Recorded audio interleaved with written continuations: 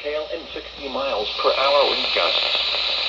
This is a radar-indicated threat. Impact. People and animals outdoors will be injured. Expect hail damage to roof, siding, windows, and vehicles. Expect wind damage to roof, siding, and trees.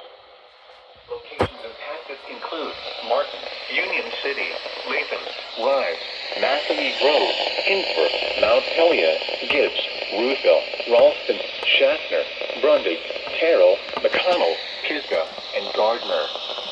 Repeating, a severe thunderstorm warning remains in effect until 5:30 p.m. for the following counties in Tennessee. Obama Weekly.